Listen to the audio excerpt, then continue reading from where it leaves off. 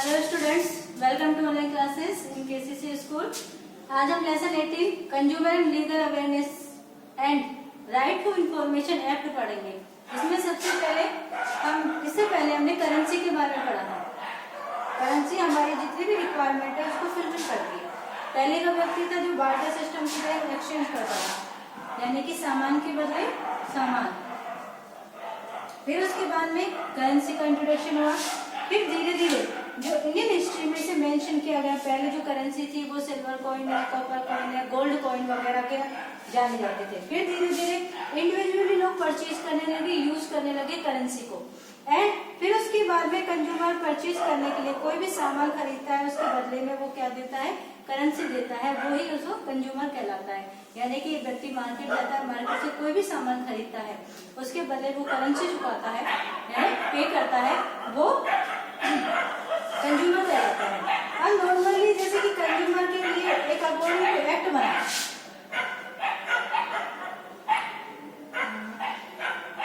Consumer act.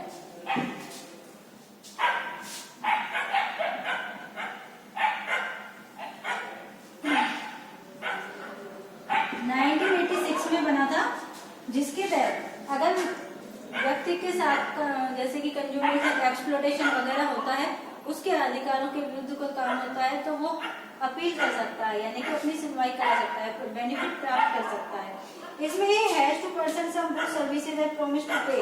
अगर व्यक्ति से अगर उससे जैसे कि जितना मूल्य अंकित है उससे ज्यादा वसूल किया जाए तो वो इस का यूज कर सकता है। And make to part payment good services make to balance payment.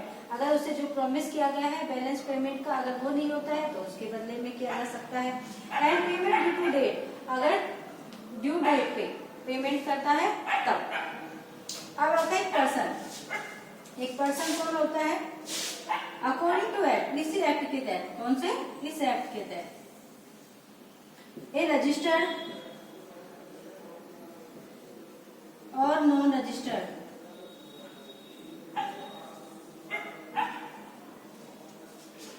Firm हो सकती है, एक ज्वाइंट हिंदू फैमिली हो सकती है, कोऑपरेटिव ऑर्गेनाइजेशन हो सकता है, एक group of person whether being the registered under the committee reservation registration act के तहत जिसे रजिस्टर्ड किया गया हो वो पर्सन हो सकता है। अब इनका एक्सप्लॉयटेशन कैसे होता है कंज्यूमर का, उसे देखेंगे। यानी कि व्यक्ति सामान खरीदने गया मार्केट, उसे जो चाहिए वो चीज नहीं मिली और उसके पैसे उससे नहीं ले लिए तो उसका क्या हुआ? एक्सप्लॉयटेशन हुआ और उसे अपील करने का अधिकार है। देखो सबसे पहले एक्सप्लॉयटेशन कहाँ होगा? उसका परचेजिंग गुड्स और services without paying attention of quality, quantity and purity and standard. यानी कि उससे इतना पैसा ले लिया, उसकी क्वालिटी भी नहीं मिली, क्वांटिटी भी नहीं मिली और उसमें प्योरिटी और स्टैंडर्ड वैल्यू के अकॉर्डिंग उसको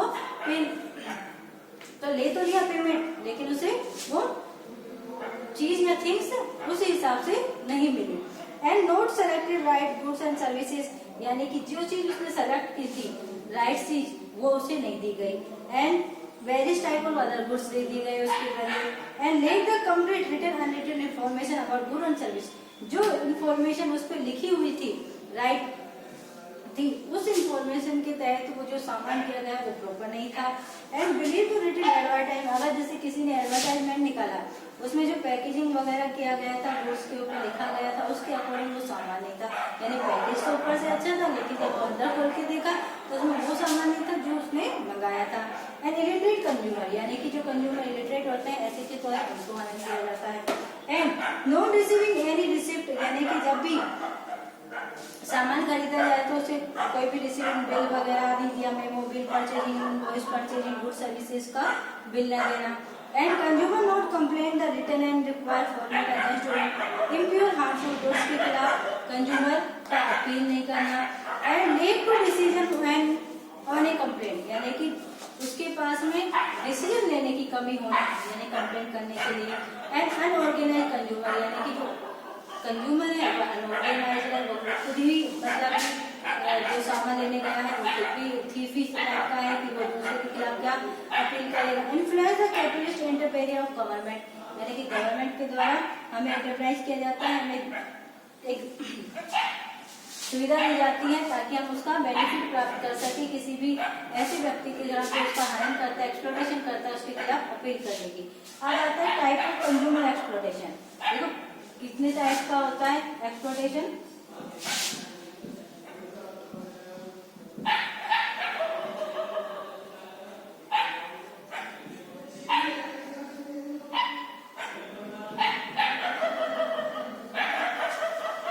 सबसे पहले गुड्स और आइटम्स के लिए, दूसरा सर्विसेज,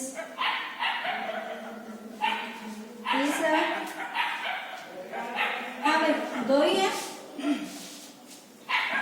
पहला है गुड्स और आइटम्स, जैसे कि less weight quantity of measure, यानी कि कम तोल के देना, कम मात्रा में देना, मेजरमेंट गलत करना। नोट टू पे भी चार्ज ऑफ द मेंशन, जो सामान पर रेट लिखा हुआ है उसके अकॉर्डिंग पेमेंट नहीं लेना। एंड इम्प्योर और कंटेन इम्प्योरिटी, यानी कि सामान में इम्प्योरिटी ज्यादा होना। Take the additional price and compare the fix price, यानी कि उसमें एडिशनल प्राइस और जोड़ देना जो उसका टोटल प्राइस है उसमें।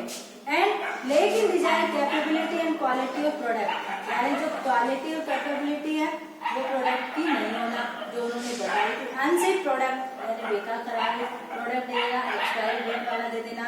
Intentionally hiding of false product get highlighted when product use, या इंटेंशनली जो हाइड उसकी उस प्रोडक्ट के बारे में जो हार्मफुल इंफॉर्मेशन है उसको छुपा लेना और उसको बेच देना। Certain artificial shortage of goods or stock forcing of consumer pay more price, यानी कि ऐसा आर्टिफिशियल शॉर्टेज दिखाना ताकि लोगों से मोर प्राइस वसूल किया जा सके, यानी ज्यादा कीमत वसूल कर लेना। अब आता है services. Not provide the quality services item पर कंडीशन सर्विस मेंशन, जो सेवा दे रहा है उस पर मेंशन है कि इतने रुपए में ये सामान है तो उसे मेंशन नहीं करना, उस क्वालिटी का सामान उसे नहीं देना। अनसेफ फॉल्स सर्विस देना। दूसरा, अनस्ट्रिक्ट प्रोवाइडिंग सेफ्टी बेनिफिट का हार्म, यानी खुद का बेनिफिट देते हुए दूसरे का हार्म करना। Unstrict providing the physical mentally intellectually damage करना, लोगों को उनके अधिकारों का हनन करना। Thank you. आगे का टॉपिक अगले